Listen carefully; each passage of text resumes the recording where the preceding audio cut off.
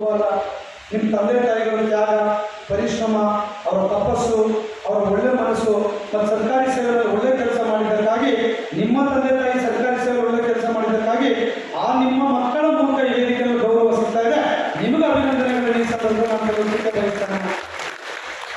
ನಾವೆಲ್ಲ ಓದಬೇಕಾದ್ರೆ ನಾವೆಲ್ಲ SSLC-ನಲ್ಲಿ 55%, PUC-ನಲ್ಲಿ 70%. ನಮ್ಗೆ ಯಾರು ಸನ್ಮಾನ ಗಿನ್ಮಾನ ಮಾಡಲೇ ಇಲ್ಲ. ನಮ್ಮ ತಂದೆನೂ ಟೀಚರ್ ಇದ್ರು, ನೋಡೋಣ ಅಂತ ಕಾಯ್ತಾರೆ. ಒಬ್ರು ನಮ್ಗೆ ಹಾರನೂ ಇಲ್ಲ, ಶಾಲನೂ ಇಲ್ಲ. ಹಿಂದೆಲ್ಲ 40% ತಗೊಂಡ್ರೆ ಎತ್ತಿನ ಗಾಡಿ ಮೆರವಣಿಗೆ ಮಾಡೋರು ಅಂತ. ಅದು ನಮ್ಮ ಜನರೇಷನ್ಗೆ ಕ್ಲೋಸ್ ಆಗ್ಬಿಡ್ತದೆ ಇಲ್ಲೇ ಒಳ್ಳೆವರೆಗೆ. ಸೊ ಆದ್ಮೇಲೆ ನಮ್ಮ ತಂದೆ ಸರ್ಕಾರಿ ನೌಕರರಲ್ಲಿ ಸರ್ಕಾರಿ ನೌಕರ ಸಂಘದಿಂದ ಏನಾದ್ರು ಕರೆದು ಒಂದು ಶಾಲುವಾರಾಗದಲ್ಲಿ ಯಾರೂ ಮಾತಲ್ಲ, ಒಂದು ವಿಷಯ ಕೂಡ ಮಾಡ್ತಿಲ್ಲ. ವರ್ಷ ಇವತ್ತು ನೋಡಿ, ವರ್ಷ 250-300 ಮಕ್ಕಳು ನಿಮ್ಮ ಜಿಲ್ಲೆಯಲ್ಲಿ, ಇಡೀ ರಾಜ್ಯದಲ್ಲಿ ವರ್ಷ 8,000 ಮಕ್ಕಳಿಗೆ SSLC state, CBSE, ICSE syllabus, SLC, PUC ಟಾಪರ್ಸ್ಗೆ ಈ ವೇದಿಕೆಯಲ್ಲಿ ಕಳೆದ 4 ವರ್ಷದಿಂದ 30,000 ಮಕ್ಕಳಿಗೆ ನಾವು ಈ ಆನಂದವನ್ನು ನಾವು ಮಾಡ್ತಾ ಇದ್ದೇವೆ. ಸೊ ಹಾಗಾಗಿ ನಾನು ಯೋಚನೆ ಮಾಡ್ತಾ ಇದ್ದೀನಿ, ನೋಡಿ ಅವತ್ತಿನ ಕಾಲದಲ್ಲಿ ನನಗೆ ಸಿಗಲಿಲ್ಲ ಗೌರವ, ಅಟ್ಲೀಸ್ಟ್ ನಮ್ಮ ನೌಕರರ ಮಕ್ಕಳು ಕಂಡ್ರೆ ಖುಷಿಯಲ್ಲೇ ವರ್ಷ ಈ ಕಾರ್ಯಕ್ರಮ ಮಾಡಿದಾಗ ಯಾರ್ಯಾರು ಏನೇ ಅನ್ಕೊಂಡಿದ್ರು ಗೊತ್ತಿಲ್ಲ. ಈ ಶಾಸನ ಏನ್ರಿ, ನಾನು ಚುನಾವಣೆ ನಿಂತಾಗಿದೆ, ನಮ್ಮ ಸರ್ಕಾರಿ ನೌಕರ ಮಕ್ಕಳಿಗೆ ನನ್ನ ಅಧ್ಯಕ್ಷ ಮಾಡಿದ್ರೆ ಈ ಕಾರ್ಯಕ್ರಮವನ್ನು ಶಾಶ್ವತವಾಗಿರುವಂತೆ ನಾನು ಮಾಡ್ತೇನೆ ಅಂತ ಹೇಳಿದೆ. ಅವತ್ತಿನಿಂದ ಇವತ್ತಿನವರೆಗೆ 30,000 ಮಕ್ಕಳಿಗೆ ನಾನೇ ಪ್ರತಿ ಜಿಲ್ಲೆ ಕಾರ್ಯಕ್ರಮ ಮಾಡಿ ಅವ್ರು ಗೌರವಿಸಿ ಪುರಸ್ಕಾರ ಮಾಡುವಂಥ ಕೆಲಸವನ್ನ ಮಾಡ್ತಾ ಇದ್ದೇವೆ. ಯಾರು ಅಂತಾರೆ ಇಲ್ಲರಿ, ನಾನು ಬರ್ಲಿಕ್ಕಾಗ ಮಾಡ್ರಿ. ಕಳೆದ 4 ವರ್ಷಗಳಿಂದ ನಿರಂತರವಾಗಿ ಈ ಪ್ರೋಗ್ರಾಮ್ ಸೇರಿ ನಾನು ರೆಗ್ಯುಲರ್ ಬರ್ತಾ ಇದ್ದೇನೆ ಅಂತ ಹೇಳಲಿಕ್ಕೆ ಬಯಸ್ತೇನೆ. ನಾನೇ ಬರ್ತೇನೆ ಅಂದ್ರೆ ಒಂದು ಖುಷಿ, ಅಟ್ಲೀಸ್ಟ್ ನೀವೆಲ್ಲ ನೋಡ್ತೀರಾ, ಫೋಟೋ ತಗೊಳ್ತೀರಾ, ಒಂದು ಅಭಿಮಾನ, ಸೆಲ್ಫಿ ತೆಗೆಸ್ಕೊಳ್ತೀರಾ. ಆ ಖುಷಿ ಇದೆಯಲ್ಲ, ಬಹುಶಃ ಯಾವ ಜನಪ್ರತಿನಿಧಿಗಳಿಗೂ ಕೂಡ ಅವಕಾಶ ಸಿಗೋದಿಲ್ಲ. ಈ ಸಂಘಟನೆ ಮೂಲಕವಾಗಿ, ಈ ಕಾರ್ಯಕ್ರಮವನ್ನು ರೂಪಿಸೋದ್ರ ಮೂಲಕವಾಗಿ ನಿಮಗೆ, ನಿಮ್ಮ ಕುಟುಂಬಕ್ಕೆ ಒಳ್ಳೆಯದಾಗ್ತದಲ್ಲ, ಬಹುಶಃ ನಾವು ಕೂಡ ನಿಮಗಿಂತ ಹೆಚ್ಚಿನ ಸಂತೋಷವನ್ನ ಈ ಕಾರ್ಯಕ್ರಮದ ಮೂಲಕ ಸಂತೋಷ ಪಡ್ತೇವೆ ಅನ್ನುವಂಥದ್ದನ್ನು ಕೂಡ ಹೇಳಲಿಕ್ಕೆ ನಾನು ಬಯಸ್ತೇನೆ. ಹಾಗಾಗಿ ನೀವು ಕೊಟ್ಟಂಥ ಅವಕಾಶವನ್ನು ಈ ಕಾರ್ಯಕ್ರಮದ ಮೂಲಕ ಸದ್ಬಳಕೆ ಮಾಡಿಕೊಳ್ಳುವಂಥ ಖುಷಿ ಕೂಡ ನಮಗಿದೆ. ನಮ್ಮ ತಾಲೂಕು ಅಧ್ಯಕ್ಷರು, ಜಿಲ್ಲಾಧ್ಯಕ್ಷರು, ನಾವೆಲ್ಲರೂ ಸೇರಿ ಇಡೀ ರಾಜ್ಯದಲ್ಲಿ ಯಾರೇ ಮಾಡ್ತಾರೆ. 10 ಮಕ್ಕಳು ಸೆಲೆಕ್ಷನ್ ಮಾಡೋದು ಕಷ್ಟ. ನಾವು 10,000 ಅಪ್ಲಿಕೇಶನ್ ಪ್ರತಿ ವರ್ಷ ಆನ್ಲೈನ್ ಮೂಲಕ ಅಪ್ಲಿಕೇಶನ್ ಕಾಲ್ ಮಾಡಿ ಸೆಲೆಕ್ಟ್ ಮಾಡಿ ನಿಮ್ಗೆ ಕಮ್ಯುನಿಕೇಟ್ ಮಾಡಿ ನಿಮಗೆಲ್ಲ ಮೂಮೆಂಟರ್ಸ್ ಎಲ್ಲ ಕೂಡ ಅದನ್ನು ಡೆಲ್ಲಿಯಿಂದ ತರಿಸಿದೇವಲ್ಲ. ತುಂಬ ಚೆನ್ನಾಗಿರ್ಬೇಕು, ಸ್ಮಾರ್ಟ್ ಆಗಿರಬೇಕು. ನೀವು ನಿಮ್ಮ ಮಕ್ಕಳು ಏನು ಸ್ಮಾರ್ಟ್ ಇದ್ದಾರೋ ಅದು ಸ್ಮಾರ್ಟ್ ಆಗಿರಬೇಕು ಅನ್ನುವಂಥ ರೀತಿಯಲ್ಲಿ ತುಂಬ ಡಿಫ್ರೆಂಟ್ ಕಾನ್ಸೆಪ್ಟ್ ಯೋಚನೆ ಮಾಡಿರುವಂಥದ್ದು. ಸೊ ನೀವು ಅಪ್ಲಿಕೇಶನ್ ಇಟ್ಕೋಬೇಕು, ಅರ್ಜಿ ಹಾಕಬೇಕು, ಇಲ್ಲೊಬ್ಬ ರಿಕ್ವೆಸ್ಟ್, ಏನೂ ಪ್ರಶ್ನೆ ಇಲ್ಲ. ಥ್ರೂ ನಿಮ್ಮ ಮೊಬೈಲ್ ಮೂಲಕ ಆನ್ಲೈನ್ ಮೂಲಕ ಆಗಬೇಕು. ಆನ್ಲೈನ್ ಮೂಲಕ ಸೆಲೆಕ್ಷನ್ ಮಾಡಿ ನಿಮ್ಗೆ ಇಲ್ಲಿ ಬಂದು ಕಮ್ಯುನಿಕೇಟ್ ಮಾಡಿ ನಿಮಗೆ ಗೌರವಿಸುವಂಥ ಕೆಲಸವನ್ನ ಇಡೀ ರಾಜ್ಯದಲ್ಲಿ ಎಷ್ಟು 10,000 ಮಕ್ಕಳು ಪ್ರತಿ ವರ್ಷ ಯಾವ ಸಂಘಟನೆ ಮಾಡ್ತಿಲ್ಲ, ಅದು ನಮ್ಮ ರಾಜ್ಯ ಸರ್ಕಾರಿ ನೌಕರ ಸಂಘ ಮಾಡ್ತಾ ಇದ್ದಾರೆ ಅನ್ನುವಂಥ ಎಲ್ಲದಕ್ಕೂ ಕೂಡ ಮೊದಲುಗಳು. ನಿಮ್ಮನ್ನ ಸರ್ಕಾರಿ ನೌಕರ ಸಂಘ ಸಂಘಟನೆ ಅಂದ್ರೆ ಈಗ ರೀ, ಮೊನ್ನೆ ಯಾರೋ ನನ್ನ ಕೂಡ್ಲಿಗೆ ರಾತ್ರಿ ಸನ್ಮಾನ ಮಾಡ್ಕೊಳ್ತೀವಿ, ಆಚೆ ಹೊರಟು ಕಾಲು ಬರ್ತಾ ಇದೆ. ಸರ್ ಒಬ್ಬರು ಟೀಚರ್ ಹೇಳಿದ್ರು, ಸರ್ ಸರ್ಕಾರಿ ನೌಕರ ಸಂಘ ಅಂದ್ರೆ ಪ್ರತಿ ವರ್ಷ 200 ರೂಪಾಯಿ ತಗೊಳ್ತಾರೆ ಅಂತ ನಾವು ಕೊಡ್ತಾ ಇದ್ವಿ, ಸುಮ್ಮನಿದ್ವಿ. ಯಾರ ಅಧ್ಯಕ್ಷರು, ಯಾರ ಸಂಘ ಏನೂ ಗೊತ್ತಿರಲಿಲ್ಲ ಸರ್. ನಾವು ಯಾವುದೋ ಹಳ್ಳಿನಿಂದ ಕರ್ಕೊಂಬಂದು ಈ ವೇದಿಕೆನ ನನ್ನ ಮಗಳು ಆಗ ತರಲಿಕ್ಕೆ ನೀವು ಸನ್ಮಾನ ಮಾಡಿ ನಮ್ಮನ್ನು ಗುರುತಿಸೋದಲ್ಲ ಸರ್, ನಮ್ಮ ಜೀವಮಾನದಲ್ಲಿ ನೀವು ಮರೀಲಿಕ್ಕೆ ಸಾಧ್ಯ ಇಲ್ಲ ಅನ್ನುವಂಥ ಮಾತನ್ನ ಅವರು ಶಿಕ್ಷಕರು ನೆನೆ ಮಾತನ್ನ ಹೇಳಿದ್ರು. ಯೋಚನೆ ಮಾಡ್ಬೇಕಲ್ಲ. ವಿದ್ಯಾರ್ಥಿಗಳು ಹೇಳಿದ್ರು, ಸರ್ ಈ ಥರದ ಕಾರ್ಯಕ್ರಮ ನಮ್ಮ ಶಾಲೆಯಲ್ಲಿ ಎಲ್ಲೂ ಕೂಡ ಮಾಡಲಿಲ್ಲ, ನಮ್ಮ ಊರಲ್ಲಿ ಮಾಡಲಿಲ್ಲ. ನೀವು ಒಳ್ಳೆ ಕಾರ್ಯಕ್ರಮ ಮಾಡಿ ನಮ್ಗೆ ಗುರುತಿಸಿ ಒಂದು ರೆಸ್ಪೆಕ್ಟ್ ಅನ್ನು ಕೊಡ್ತೀರಲ್ಲ ಸರ್, ಇದು ಮೆರಲಿಕ್ಕೆ ಸಾಧ್ಯ ಇಲ್ಲ ಸರ್. ನನ್ನ ವೃತ್ತಿ ಬದುಕಿನಲ್ಲಿ ಇದು ಶಾಶ್ವತವಾಗಿ ನನ್ನ ಅಂತಃಕರಣದಲ್ಲಿ ಉಳಿಯುತ್ತೆ ಅಂತ ಒಬ್ಬರು ಹೆಣ್ಣುಮಗಳು ಕೂಡ ಹೇಳುವಂಥದ್ದು. ಇನ್ನೊಬ್ರು ಹೆಣ್ಮಗಳು ಹೇಳ್ತಾರೆ, ಸರ್ ನಾನು SSLC, PUC-ನಲ್ಲಿ ಇವತ್ತು ರ್ಯಾಂಕ್ ಏನಾದರೂ ಟಾಪರ್ಸ್ ನಮ್ಮ ಜಿಲ್ಲೆಗೆ ಬಂದಿದ್ದೇನೆ ಅಂತ ಹೇಳಿದ್ರೆ, ನೀವು ನಮ್ಮ ಅಮ್ಮನಿಗೆ ಟೀಚರಿಗೂ ಅವ್ರಿಗೆ 15 CL ಇತ್ತು, 15 CL 10 CL ಮಾಡಿದ್ರು, ಮತ್ತೆ ನೀವು ಹೋರಾಟ ಮಾಡಿ 15 CL ಕೊಡಿಸಿದ್ರೆ ಅದಾದ್ಮೇಲೆ ಮಕ್ಕಳನ್ನ ಕೇರ್ ಮಾಡಬೇಕು, ಆರೋಗ್ಯ ಅಥವಾ ಎಜುಕೇಶನ್ ಪರ್ಪಸ್ ಮಾಡಬೇಕು ಅಂತ ಹೇಳಿ 6 ತಿಂಗಳು ರಜೆಯನ್ನು ಕೊಡಿಸಿದ್ರಿ ಸರ್ ತಾವು. 6 ತಿಂಗಳು ರಜೆಯಲ್ಲಿ ನಮ್ಮಮ್ಮ ಕಿಡ್ನಿ ಪೇಷಂಟು, ತಿಂಗಳಲ್ಲಿ 10 ದಿವಸ ಡ್ಯೂಟಿ ಮಾಡ್ತಿದ್ರು, ಉಳಿದಂತೆ ರಜೆ ಹಾಕೊಡ್ತಿದ್ರು. ಮೊದಲು ಲಾಸ್ ಆಫ್ ಪೇ ಹೋಗ್ತಾ ಇದ್ರು, ಸಂಬಳ ಸಿಗ್ತಾ ಇರಲಿಲ್ಲ. ಇವಾಗ ನೀವು ರಜಾ ಕೊಟ್ಟ ಮೇಲೆ ರಜವನ್ನು ಹಾಕೊಂಡು ಸಂಬಳವನ್ನು ತಗೊಂಡು ನನ್ನೂ ನೋಡ್ಕೊಂಡಿದ್ದಕ್ಕೆ ಇವತ್ತು ನಾನು ಈ ಜಿಲ್ಲೆಗೆ ರ್ಯಾಂಕ್ ಬಂದಿದ್ದೀನಿ PUC-ನಲ್ಲಿ ಅಂತ ಹೇಳಿ ಹಾಸನದಲ್ಲಿ ಬೆಂಗಳೂರು ಹೇಳ್ತಾರೆ ಅಂತ ಹೇಳಿದ್ರೆ, ಬಹುಶಃ ನಮ್ಮ ಸಂಘಟನೆ, ನಮ್ಮ ಕಾರ್ಯ, ನಮ್ಮ ಸರ್ಕಾರದ ಯೋಜನೆ ನಮ್ಮ ನೌಕರಿಗೆ ತಲುಪುದಲ್ಲ, ಆ ಖುಷಿ ಇದೆಯಲ್ಲ ನಮಗೆ, ಬಹುಶಃ ಬೆಲೆ ಕಟ್ಟಲಿಕ್ಕೆ ಸಾಧ್ಯ ಇಲ್ಲ ರೀ. ಇನ್ನೊಂದು ಖುಷಿ ಕೂಡ ನಮಗೆ ಸಿಗುತ್ತೆ. ಈ ರೀತಿಯಾಗಿ ನಾವಿವತ್ತು ಮಕ್ಕಳ ಮೂಲಕ ಇವತ್ತು ಸಂಘಟನೆ ಇವತ್ತು ಹತ್ರ ಹೋಗಿದೆ. ಮೊದಲ ಸರ್ಕಾರಿ ನೌಕರ ಸಂಘ ಅಂದ್ರೆ ಹುಡುಕ್ಬೇಕಾಗಿತ್ತು, ಯಾರಪ್ಪ ಏನಪ್ಪ ಯಾರ ಅಧ್ಯಕ್ಷರು, ಅವರೇನು ಬೆಂಗಳೂರಿನಲ್ಲಿ ಇರ್ತಾರೆ, ಒಳ್ಳೆ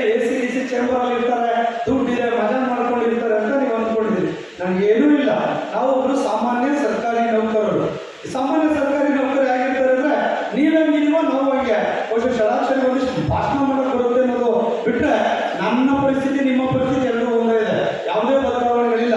ನಾನು ಸರ್ಕಾರಿ ನೌಕರ ಸಂಘಕ್ಕೆ ಬಂದಾಗ ರಾಜ್ಯಾಧ್ಯಕ್ಷನಾಗಿ ಒಂದೇ ತೀರ್ಮಾನ, ನಾನು ಒಬ್ಬ ಸಾಮಾನ್ಯ ನೌಕರನಾಗಿ ನೌಕರ ಸಮಸ್ಯೆಗಳು, ನೌಕರ ಕುಂದುಕೊರತೆಗಳು, ನೌಕರ ಏಳಿಗೆಗಾಗಿ ಕೆಲಸ ಮಾಡಬೇಕು ಅಂತ ಬಂದು ಬಿಟ್ಟರೆ ಇದೊಂದು ಸಂಘದಿಂದ ಏನೋ ಆಗಬೇಕು, MLA ಆಗಬೇಕು, ಮಿನಿಸ್ಟರ್ ಆಗಿರ್ಬೇಕು, ಒಂದಿಷ್ಟು ದುಡ್ಡು ಮಾಡಬೇಕು, ಪ್ರಶ್ನೆನೇ ಇಲ್ಲ. ಸಂಘದಲ್ಲಿ ಸಂಘಟನೆ, ಆರ್ಥಿಕ ಶಿಸ್ತು, ಪಾರದರ್ಶಕತೆ, ಬದ್ಧತೆ, ಕಳಕಳಿ, ಹೊಸ ಕಾರ್ಯಕ್ರಮ, ಹೊಸ ಯೋಜನೆಗಳ ಮುಖಾಂತರ ಇಡೀ ದೇಶದಲ್ಲಿ ಒಂದು ಮಾದರಿಯಾದ ಸಂಘಟನೆಯನ್ನ ಇಡೀ ದೇಶದಲ್ಲಿ ಏನಾದರೂ ಕಟ್ಟಿದ್ರೆ ಅತ್ಯಂತ ನಂಬರ್ 1 ಸಂಘಟನೆ ಕರ್ನಾಟಕ ರಾಜ್ಯ ಸರ್ಕಾರಿ ನೌಕರ ಸಂಘ ಅಂತ ಹೇಳಿ ಹೇಳಿಕೆ ಬರುತ್ತೇನೆ. ಬಹಳಷ್ಟು ಜನ ರಾಜ್ಯಾಧ್ಯಕ್ಷನಾಗೆಲ್ಲ ಪರಿಚಯ ಇದ್ದಾರೆ, ಎಲ್ಲ ಸ್ನೇಹಿತರು. ಶರಾಕ್ಷರಿ ಅವರೇ, ಹೇಳ್ರಿ ನಿಮ್ಮ ಸಂಘಟನೆ ಹೇಗಿದೆ, ವಾಟ್ಸಪ್ಪಲ್ಲಿ ನೋಡ್ತೀವಿ, ಇಷ್ಟು ಕಾರ್ಯಕ್ರಮ ಮಾಡ್ತೀರಾ, ದುಡ್ಡೆಲ್ಲ ತರ್ತೀರಾ ನೀವು? ಈ ಕಾರ್ಯಕ್ರಮ ಮಾಡಲಿಕ್ಕೆ 2 ಕೋಟಿ ಹಣ ಬೇಕು. 2 ಕೋಟಿ ನಿಮ್ಮ ಹತ್ರ ಏನು ಕೇಳೋದಿಲ್ಲ, ನಾವು ಯಾರ ಕೇಳ್ತಾ ಇದೀವ? ಕೇಳೋದಿಲ್ಲ. ಅಂದ್ರೆ ಸಂಘಟನೆಯ ಸಂಪನ್ಮೂಲಗಳನ್ನ ಹೆಚ್ಚಿಸುವಂತ ಕೆಲಸವನ್ನು ನಾವು ಮಾಡ್ತಾ ಇದ್ದೀವಿ. ನೀವು ವರ್ಷಕ್ಕೆ 200 ರೂಪಾಯಿ ಕೊಡ್ತೀರಾ ಅನ್ನೋದು ಬಿಟ್ರೆ ನಿಮ್ 200 ರೂಪಾಯಿ ದುಡ್ಡು ಹಂಗೆ ಸಂಘದಲ್ಲಿ ಇಟ್ಕೊಂಡಿದ್ದೇವೆ.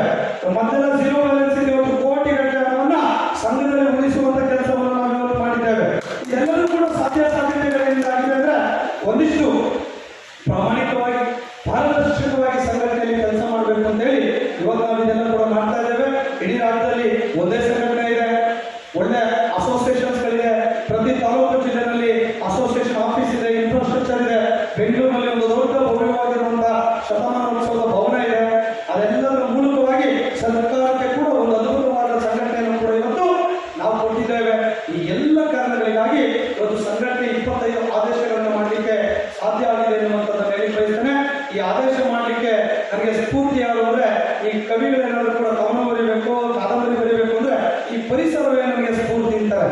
ಸೊ ನನಗೆ ಯಾರು ಸ್ಫೂರ್ತಿ ಅಂದರೆ ಅದು ಫಿಲಮ್ ಸ್ಟಾರ್, ದೊಡ್ಡ ಫಿಲ್ಮ್ ಸ್ಟಾರ್, ಆಕ್ಟರ್ಸ್ಗಳೆಲ್ಲ ಮುಂದ್ಕೂತಿರುವಂಥ ನೀವೇ ನನಗೆ ಸ್ಫೂರ್ತಿ ಅನ್ನೋದನ್ನ ಅಭಿಮಾನದಿಂದ ನಾನು ಈ ಸಂದರ್ಭದಲ್ಲಿ ಹೇಳಲಿಕ್ಕೆ ಬಯಸ್ತೇನೆ. ಅನೇಕ ಜನ ನೌಕರರು ಸಮಸ್ಯೆ ಬಗ್ಗೆ ಹೇಳ್ತಾರೆ, ಸಲಹೆಗಳನ್ನು ಕೊಡ್ತಾರೆ, ಇಲ್ಲಿ ಬಂದಾಗ ಮನವಿ ಕೊಡ್ತಾರೆ, ಹೀಗೆ ಹಾಗೆ ಅಂತ ಹೇಳ್ತಾರೆ. ನೋಡಿ, ಒಂದು ಮಾತನ್ನು ಹೇಳಿ ಬಯಸ್ತೇನೆ. ಒಬ್ಬರು ಹೆಣ್ಮಗಳು, ನಾನು ಬಿಜಾಪುರದಲ್ಲಿ ಅನಿಸುತ್ತೆ ರಾತ್ರಿ 10 ಗಂಟೆಗೆ, ಇವಾಗ 4 ವರ್ಷದ ಕೆಳಗೆ ಒಂದು ಕಾರ್ಯಕ್ರಮಕ್ಕೆ ಹೋಗಿದ್ದೆ. ಸರ್, ನನಗೆ ತುಂಬ ಪ್ರಾಬ್ಲಮ್ ಇದೆ, ಬ್ರೆಸ್ಟ್ ಕ್ಯಾನ್ಸರ್ ಇದೆ ಸರ್, ನಾನು ರಜಾ ಹೋಗಬೇಕು, ದಯಮಾಡಿ ಏನಾದರೂ ಮಾಡಿ ಅಂತ ಹೇಳಿದ್ರು. ನಾನು ಅರ್ಜೆಂಟ್ ಟ್ರೈನ್ ಲೇಟ್ ಆಗ್ತಿತ್ತು, ಅರ್ಜಿ ಇಸ್ಕೊಂಡೆ, ಮೊಬೈಲ್ ನಂಬರ್ ಬರ್ಕೊಂಡು ಕಾರಲ್ಲಿ ಟ್ರೈನಲ್ಲಿ ಕೂತ್ಕೊಳ್ತಾ ಹೋದೆ ಬೆಂಗಳೂರಿಗೆ. ಸೊ ಏನಾದರೂ ಮಾಡಬೇಕಲ್ಲ ಇದು ಪರಿಹಾರ ಅಂತ ಯೋಚನೆ ಮಾಡಿದಾಗ ಅವಾಗ ಯಡಿಯೂರಪ್ಪನವರು ಮುಖ್ಯಮಂತ್ರಿಗಳು, ಸರ್ ನಮ್ಮ ಹೆಣ್ಮಕ್ಳು ಭಾಳ ಈ ಥರದ ಕ್ಯಾನ್ಸರ್ ಡಿಸೀಸ್ಗೆ, ವೆರೈಟೀಸ್ ಕ್ಯಾನ್ಸರ್ ಬಳಲ್ತಾ ಇದ್ದಾರೆ, ಏನಾದರೂ ಒಂದು ಇದನ್ನು ಮಾಡಿದ್ರೆ ಅನುಕೂಲ ಆಗುತ್ತೆ ಅಂತ ಹೇಳಿದಾಗ, ಸೊ ಬಹುಶಃ ಪುಣ್ಯ ನಿಮ್ಗೆ ಗೊತ್ತಿಲ್ಲ, ನಾವು ಬೆಳಗ್ಗೆ ಹೋಗಿ ಮನವಿ ಕೊಟ್ಟರೆ ಈ ಥರದ ಹೆಣ್ಮಕ್ಳ ಅಫಿಷಿಯಲ್ಸ್ ಇದ್ದಾರೆ, ಸಂಬಳ ಸಹಿತ 6 ತಿಂಗಳು ಸ್ಪೆಷಲ್ ನೀವನ್ನ ಆ ಹೆಣ್ಮಕ್ಳಿಗೆ ಕೊಡಬೇಕು ಅಂತ ಆರ್ಡರ್ ಮಾಡಿಕೊಡ್ತೀವಿ. ನೋಡಿ, ಯಾಕೆ ಅಂದರೆ ಅದು ನಾನು ಯೋಚನೆ ಮಾಡಿಲ್ಲ, ಒಬ್ಬರು ಹೆಣ್ಮಕ್ಳು ನಾನು ರಿಕ್ವೆಸ್ಟ್ ಮಾಡೋದು, ಸರ್ ನೀವೇನಾದರೂ ಮನಸ್ಸು ಮಾಡೋದು ಆಗುತ್ತೆ ಸರ್, ಒಂದು ಅರ್ಜಿ ಕೊಡ್ತೀನಿ ಅಂತ ಮೊಬೈಲ್ ನಂಬರ್ ಇಟ್ಕೊಂಡು ಟ್ರೈನಲ್ಲಿ ಹೋಗ್ತಾ ಡೀಟೇಲ್ಸ್ ಎಲ್ಲ ತಗೊಂಡು ಸೊ ಆಮೇಲೆ ನಮ್ಮ ಆದೇಶವನ್ನು ಮಾಡಲಿಕ್ಕಾಗಿ. ಅದಾದ್ಮೇಲೆ ಸುಮ್ಮನೆ ಈಗ ಈ ಕಿಡ್ನಿ ಪೇಷಂಟ್ಗಳು ಫೋನ್ ಮಾಡೋಕ್ಕೆ ಶುರು ಮಾಡಿ, ಸರ್ ಕ್ಯಾನ್ಸರಲ್ಲಿ ಕೊಟ್ಟಿದ್ದೀರಾ, ನಮಗೆ ಕೊಟ್ಟಿಲ್ಲಲ್ಲ ಸರ್ ಅಂದರು. ಮತ್ತೊಂದು ತಿಂಗಳಾದ್ಮೇಲೆ ಮತ್ತೆ ಹೇಳಿದ್ರು ಕೊಟ್ಟರು ಓದಿವಾಗ, ಸರ್ ಮತ್ತೆ ಯಾರಾದ್ರೂ ರಜೆ ಹೊಡ್ಕೊಂಡಿದ್ದೀನಪ್ಪ, ಬರೀ ರಜೆಗಳಲ್ಲೇ ತರ್ತೀಯಲ್ಲಪ್ಪ ಅಂದರು. ಸರ್ ಇಲ್ಲ ಸರ್ ಇದನ್ನು ಮಾಡ್ಕೊಡಿ ಅಂತ ಹೇಳಿ ಅವ್ರದ್ದೂ ಕೂಡ ಯಾರ್ಯಾರು kidney patient employ like treatment ತಗೊಳ್ಳಿಕ್ಕೆ, ಥೆರಪೀಸ್ಗಳಿರ್ಬೋದು, ಅದಕ್ಕೆ ಅನುಕೂಲ ಆಗುತ್ತೆ ಅಂತ ಡಯಾಲಿಸಿಸ್ಗೆ ಅದನ್ನು ಕೂಡ ಸಂಬಳ ಸಹಿತ ಕೊಡಲಿಕ್ಕಾಯಿತು. ಯಾವುದೋ ಕಾಯಿಲೆಯಿಂದ ಬರೋದು ಬೇಡ, ಆ ಬಂದಂತರಿಗೆ ಆ ಕಷ್ಟ ಗೊತ್ತಿರುತ್ತೆ, ನಮಗೆ ನಿಮಗೆ ಯಾರಿಗೂ ಕೂಡ ಗೊತ್ತಾಗೋದಿಲ್ಲ. ಆ ವ್ಯಕ್ತಿ ಯಾರು ಕ್ಯಾನ್ಸರ್ ಕಿಡ್ನಿನಲ್ಲಿ ಸಫರ್ ಆಗ್ತಿರ್ತಾನೆ, ಒಂದೊಮ್ಮೆ ನೀವು ಯೋಚನೆ ಮಾಡಿ, ಅವನ ಥೆರಪಿ, ಕೀಮೋಥೆರಪಿಸ್ ಇರ್ಬೋದು, ಡಯಾಲಿಸಿಸ್, ಆ ಕಷ್ಟ ಯಾರಿಗೂ ಕೂಡ ಬರೋದು ಬೇಡ. ಬಟ್ ಅವನಿಗೆ ಸಂಘಟನೆ ಏನು ಮಾಡ್ಲಿಕ್ಕೆ ಸಾಧ್ಯ? ಸಂಬಳ ಕೊಟ್ಟಾಯ್ತು, ಅಟ್ಲೀಸ್ಟ್ 6 ತಿಂಗಳು 12 ತಿಂಗಳು ಸಂಬಳಕ್ಕೆ ಚಾಲನೆ ಕೊಡುವಂತ, ರಜಾ ಕೊಡುವಂತ ಸಿಸ್ಟಮ್ ಅನ್ನು ತಂದಿದ್ದು ಆ ನೌಕರರ ಕಾರಣದಿಂದ. ಹಾಗಾಗಿ ನೀವೇ ನನಗೆ ಸ್ಫೂರ್ತಿ ಅನ್ನುವಂಥ ಮಾತನ್ನ ಬಹಳ ಸಂದರ್ಭಗಳಲ್ಲಿ ನಾನು ಹೇಳ್ತಾ ಇರ್ತೇನೆ. ಸೊ ಹೀಗೆ ಆದೇಶಗಳನ್ನ ನಾವು ಬಹಳಷ್ಟು ಸೆಂಟ್ರಲ್ ಗೌರ್ಮೆಂಟ್ ಅಲ್ಲಿ ನೋಡಿಕೊಂಡು ಇವತ್ತು ಸಂಘಟನೆ ಮಾಡಿದೆ ಅಂತ ಮಾತನ್ನು ಕೂಡ ಈ ಸಂದರ್ಭದಲ್ಲಿ ಹೇಳಲಿಕ್ಕೆ ನಾನು ಬಯಸ್ತೇನೆ.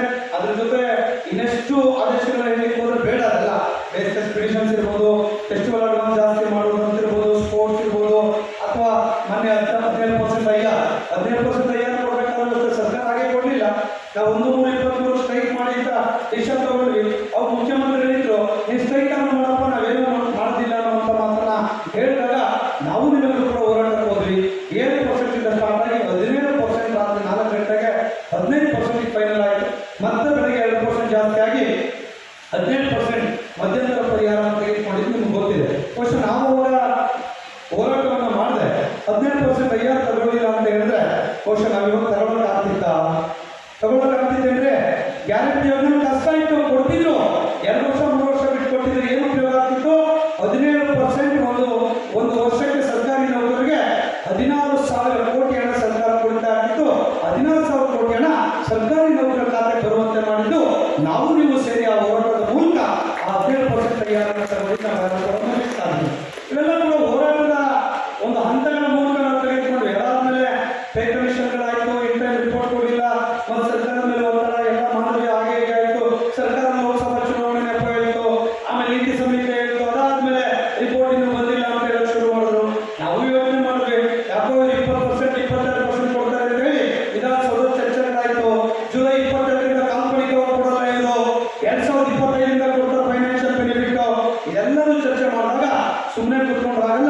ಮತ್ತೆ ನಾವು ಹೋರಾಟಕ್ಕೆ ಹೋಗಬೇಕು ಅಂತೇಳಿ ಯೋಚನೆಯನ್ನ ತೆಗೆದುಕೊಂಡ್ವಿ. ಅದಕ್ಕೆ ಮುಂಚೆ ಸಮ್ಮೇಳನ ಮಾಡಿದ್ವಿ ಫೆಬ್ರವರಿನಲ್ಲಿ. ಸಿದ್ದರಾಮಯ್ಯ ಮುಖ್ಯಮಂತ್ರಿಗಳು ಕೂಡ ಬಂದಿದ್ರು. ಆ 2.5 ಲಕ್ಷ ಜನ ನೌಕರರು ನೋಡಿದಾಗ ಹೇಳಿದ್ರು ಸಂಘಟನೆ ಅದ್ಭುತವಾಗಿದೆ. ನಾವು 29ರಿಂದ ಸ್ಟ್ರೈಕ್ ಹೋಗ್ಬೇಕು ಅಂತ ತೀರ್ಮಾನ ಮಾಡಿದ್ವಿ. ಅಲ್ಲಿವರೆಗೆ 4ನೇ ಕ್ಯಾಬಿನೆಟ್ ಆಯ್ತು. ಅದ್ರ ಮುಂಚೆ 30ನೇ ತಾರೀಕು ಕ್ಯಾಬಿನೆಟ್ ಆಯ್ತು. ಏನು ಜೂನ್ ತಿಂಗಳ ಕ್ಯಾಬಿನೆಟ್ ಇಲ್ಲ, ಜುಲೈ ತಿಂಗಳ ಕ್ಯಾಬಿನೆಟ್ ಇಲ್ಲ.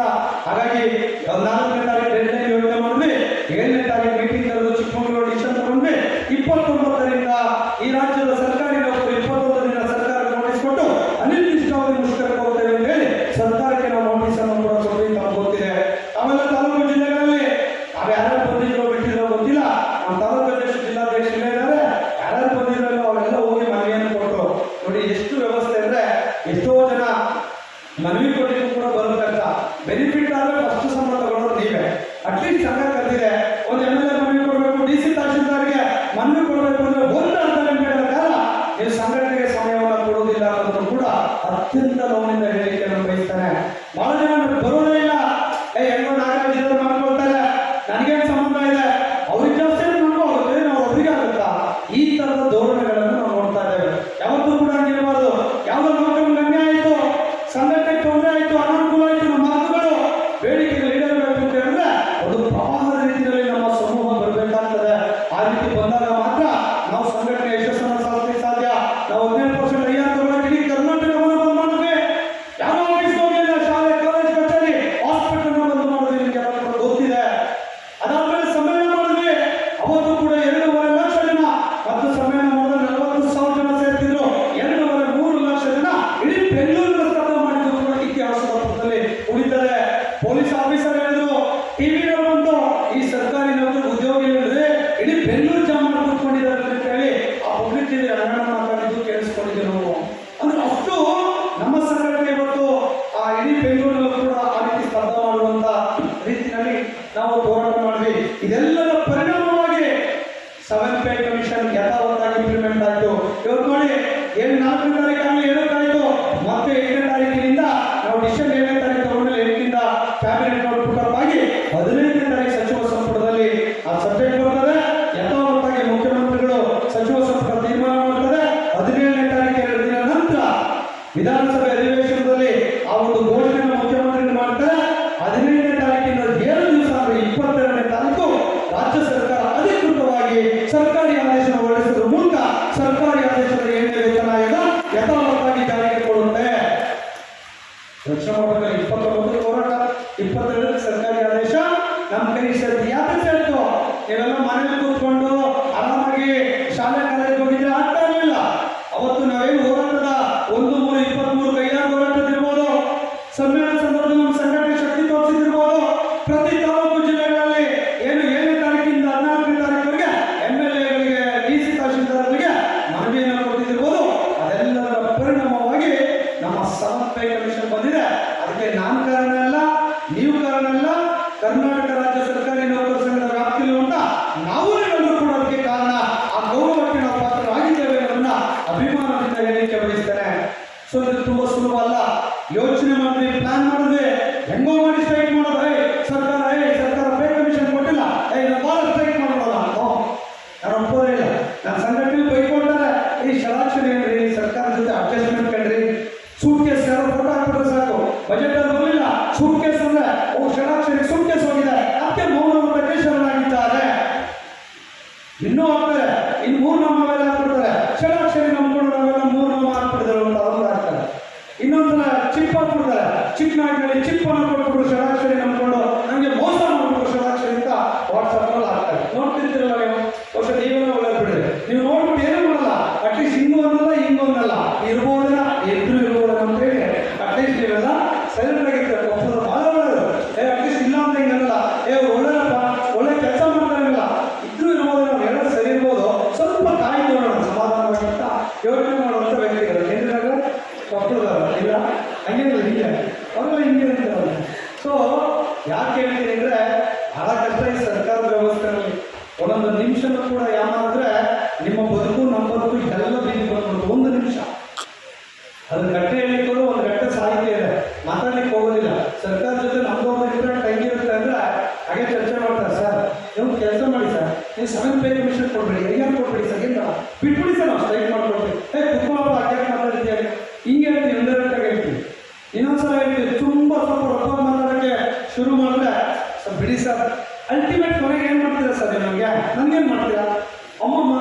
ಸಸ್ಪೆಂಡ್ ಮಾಡ್ತೀರಾ, ಇನ್ನೂ ಮುಂದುವರ್ಣೆ ಮಾಡ್ತೀರಾ, ಡಿಸ್ಮಿಸ್ ಮಾಡ್ತೀರಾ, ಅದಕ್ಕೂ ಮುಂದುವರ್ಣೆ ಮಾಡ್ತೀರಾ, ಬೆಂಗಳೂರು ಪರಪ್ಪನಗರ ಜೈಲಿಗೆ ಹಾಕ್ತಾರೆ. 3 ವರ್ಷ ಅವ್ರ ಮೇಲೆ ಏನು ಮಾಡೋಕ್ಕಾಗಲ್ಲ ಸರ್.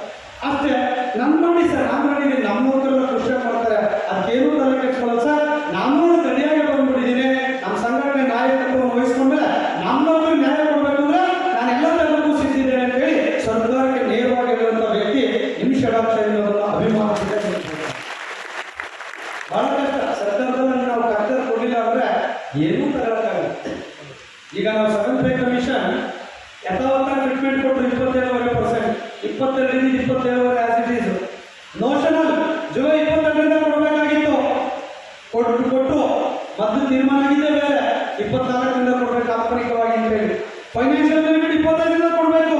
ಇಲ್ಲ ಸರ್ ನಾವು ಒಪ್ಪಲ್ಲ, 1% ಕಡಿಮೆ ಆದರೆ 27ವರೆಗೆ 1% ಕಡಿಮೆ ಆದರೆ ನಾವು ಒಪ್ಪೋದಿಲ್ಲ ಅನ್ನುವಂಥ ತೀರ್ಮಾನವನ್ನು ಸರ್ಕಾರಕ್ಕೆ ಚೀಫ್ ಸೆಕ್ರೆಟರಿ ವಿಧಾನಸೌಧದ ಮಧ್ಯಾಹ್ನ ಒಂದು 4-5 ಸಾವಿರ ಜನ ಸೇರಿ ಅಲ್ಲೇ ಗಾಂಧಿ ಸ್ಟ್ಯಾಚ್ಯೂಗೆ ಮಾತನಾಡಿ ಚೀಫ್ ಸೆಕ್ರೆಟರಿಗೆ ನಾವು ಕೂಡ ಎಕ್ಸ್ಪ್ಲೇನ್ ಮಾಡಿ ಹೇಳಿದ್ದು ಕೂಡ ನಿಮ್ಗೆ ಗೊತ್ತಿದೆ, ಅವ್ರು ಸೋಷಿಯಲ್ ಮೀಡಿಯಾದಲ್ಲಿ ನೋಡಿರ್ತಾರೆ. ನೋಡಿ, ಜುಲೈ 22ರಿಂದ ಒಂದು ಇಂಕ್ರಿಮೆಂಟ್, ಹೊಸ ರೇಟ್ ಆಫ್ ಇಂಕ್ರಿಮೆಂಟ್, ಹೊಸ ಪೇ ಸ್ಟ್ರಕ್ಚರ್ ಇಂಕ್ರಿಮೆಂಟ್, ಹೊಸ ರೇಟ್ ಆಫ್ ಇಂಕ್ರಿಮೆಂಟ್, ಹೊಸ pay structure increment. July 22, July 23, July 24 3 increment. 3 increment ನಿಮ್ಗೆ ಏನಾದ್ರು ಸಿಗಲಿಲ್ಲ ಅಂದರೆ ಎಷ್ಟು ಲಾಸ್ ಆಗ್ತಾ ಇತ್ತು? ಲಕ್ಷಾಂತರ ರೂಪಾಯಿ ನೌಕರಿಗೆ ಲಾಸ್ ಆಗ್ತಿತ್ತು, ಪೆನ್ಷನ್ಗೆ ಲಾಸ್ ಆಗ್ತಾ ಇತ್ತು. ನಾನು ಸರ್ಕಾರದ ಜೊತೆ ಸೂಟ್ ಕೇಸು ಸಮಥಿಂಗ್ ಏನೇನೋ ಆಗ್ತಿರ್ತೀರಲ್ಲ, ಇಲ್ಲಿ ಬಿಡಿ ಸರ್ ನಮ್ಮ ನೌಕರಲ್ಲ, ನನಗೆ ನನ್ನ ಅನುಕೂಲ ಮಾಡ್ಕೊಟ್ಬಿಡಿ ಸರ್, ನನಗೇನು ತೊಂದರೆ ಕೊಟ್ಟಿದ್ರು ಸಾಕು, ಈ 3 ಬಿಡ್ಬಿಡಿ ಸರ್ ಹೋಗಿ ಅಂತ ಹೇಳ್ಬಿಟ್ಟಿದ್ರೆ ಸರ್ಕಾರ ಏನು ಮಾಡ್ತಿತ್ತು? ನನಗೆ ಶಬಾಷ್ಗಿರಿ ಮಾಡ್ತಿತ್ತು, ಹೊಗಳ್ತಿತ್ತು, ಮುಗಿದು ಬಿಡಿ ಅಂತ ಹೇಳಿ. ನಾನೇ ಲೀಡರ್ ಸ್ಟ್ರೈಕ್ ಮಾಡೋಕ್ಕಿಲ್ಲ, 1-2 ವರ್ಷ ಬಿಟ್ಬಿಡಿದ್ರೆ ಬಿಡ್ತಿದ್ದ ಸರ್ಕಾರ ಬಿಡ್ತಿದ್ದ ಇಲ್ವಾ? ನೀವು ಸ್ಟ್ರೈಕ್ ಮಾಡೋಕ್ಕಾಗ್ತಿದ್ದಾರೆ ನಿಮಗೆ? ನಿಮ್ಮ ಷಡಾಕ್ಷರಿ ಆ ಯಾವುದೇ ಒತ್ತಡಕ್ಕೆ, ಯಾವುದೇ ಈ ಥರದ ವ್ಯವಸ್ಥೆಗೆ, ಅಡ್ಜಸ್ಟ್ಮೆಂಟ್ ಪಾಲಿಟಿಕ್ಸ್ಗೆ ಒಪ್ಕೊಳ್ಳದೆ ಕಾಂಪ್ರಮೈಸ್ ಆಗದೆ ಇರುವಂಥ ವ್ಯಕ್ತಿ ನನ್ನ ಅತ್ಯಂತ ವರ್ಷವಾಗಿ ತೋರಿಸ್ತಾನೆ. ಹಿಂದಿನ ಮುಖ್ಯಮಂತ್ರಿಗಳಿದ್ದಾರೂ ಅಷ್ಟೇ ಓಪನ್ ಆಗಿ ಹೇಳ್ಬೋದು, ನಮ್ಮ ಆಫೀಸ್ ಬರೋದಕ್ಕೆ ಗೊತ್ತಿದೆ. ಅಂದರೆ ನೀವೆಲ್ಲರೂ ಕೂಡ ನಮ್ಗೆ ಅವಕಾಶ ಕೊಟ್ಟಾಗ ಎಷ್ಟು ಸರ್ಕಾರದಿಂದ ನಮ್ಮ ನೌಕರಿಗೆ ಸಿಗಬೇಕು, ಆ ವಿಚಾರದಲ್ಲಿ ನಾವು ಕಾಂಪ್ರಮೈಸ್ ಆಗೋದಿಲ್ಲ ಅನ್ನೋದಕ್ಕೆ ಇವೆಲ್ಲದೂ ಕೂಡ ಘಟನೆಗಳು. 7% IR 17 ತರೋದು ಸುಲಭ ಅಲ್ಲ. ಜುಲೈ 23ರಿಂದ ಕೊಡ್ತೀನಿ ಅಂದ್ರೆ ಹೊಸ ಸರ್ಕಾರ ಬಂದು ವಿಡ್ರಾ ಮಾಡ್ಬೋದು, ಏಪ್ರಿಲ್ನಲ್ಲಿ ಕೊಡಬೇಕು ಅಂತ ಪ್ರತಿನಿಧಿ ಮಾಡೋದಂಥದ್ದು ಇರ್ಬೋದು. ಕೋವಿಡ್ ಸಂದರ್ಭದಲ್ಲಿ ನಿಮ್ದೆಲ್ಲ 3-4 ಲಕ್ಷ ರೂಪಾಯಿ 30% ಸಂಬಳ ಹಿಡಿಬೇಕು ಅಂದಾಗ ₹1 ಯಾರು ಹೋರಾಟವಿಲ್ಲ, ಅವತ್ತು ಸರ್ಕಾರವನ್ನು ಮನವೊಲಿಸಿ ಮಾಡಿದಂಥದ್ದು ಇರ್ಬೋದು. ಇವೆಲ್ಲ ಹೇಳಲಿಕ್ಕೆ ಹೋದ್ರೆ ಸಾಕಷ್ಟು ವಿಚಾರಗಳು ಸಂಘಟನೆ ಕಡೆಯಿಂದ ಆಗಿದೆ. ಇವತ್ತು 7th ಪೇ ಕಮಿಷನ್ ಸನ್ಮಾನ್ಯ ಸಿದ್ದರಾಮಯ್ಯ ಸಾಹೇಬ್ ನುಡಿದಂತೆ ನಡೆದಿದ್ದಾರೆ.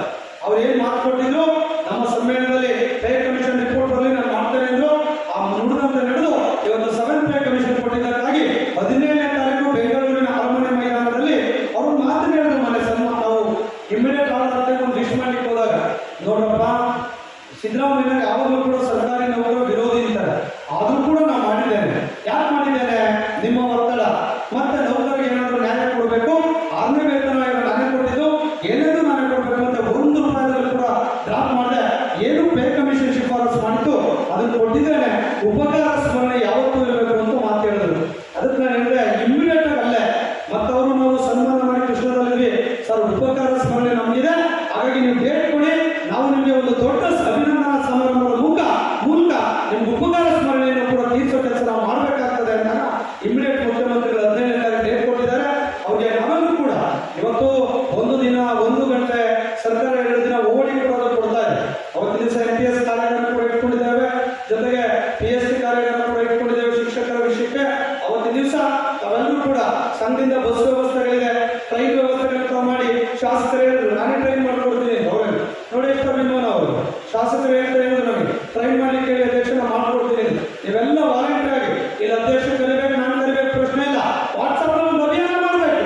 ಮುಖ್ಯಮಂತ್ರಿಗಳು ನಮಗೋಸ್ಕರ 21,000 ಕೋಟಿ ಕೊಟ್ಟಿದ್ದಾರೆ. ಒಬ್ಬೊಬ್ಬ ನೌಕರಿಗೆ 10, 15, 20, 25, 30, 40 ಸಾವಿರವರೆಗೆ ಸಂಬಳ ಜಾಸ್ತಿ ಆಗ್ತದೆ, ಪೆನ್ಷನ್ ಜಾಸ್ತಿ ಆಗ್ತದೆ. ನೆಕ್ಸ್ಟ್ 2026ಕ್ಕೆ ಸೆಂಟ್ರಲ್ ಪೇ ಕಮಿಷನ್ ತಗೊಳ್ಳಿ ಸಂಘಟನೆ ಬೇಕು.